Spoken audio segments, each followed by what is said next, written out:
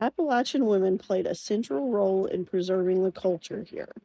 Much of Appalachian history was never written down. So much of the history here was passed on orally through the generations. Women were often the primary carriers of a lot of knowledge. They preserved family stories, they preserved local history, traditional ballads by repeating them in daily life, teaching children through repetition of telling stories. When folklorists began collecting Appalachian music and ballads in the early 1900s, they found songs that had disappeared everywhere in the United States, but somehow had survived in the mountains.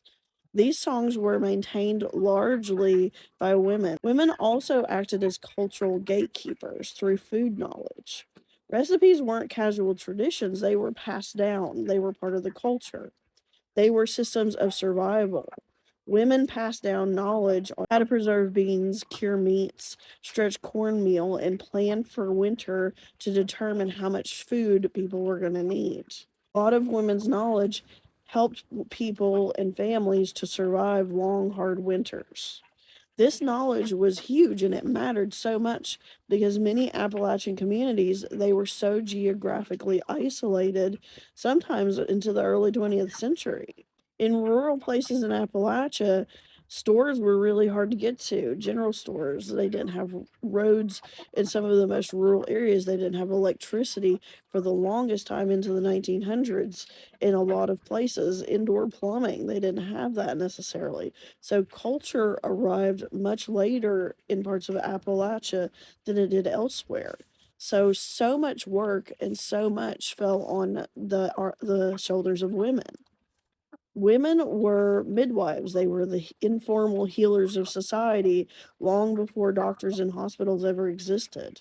In rural Appalachia during the late 1800s and early 1900s, most births happened at home.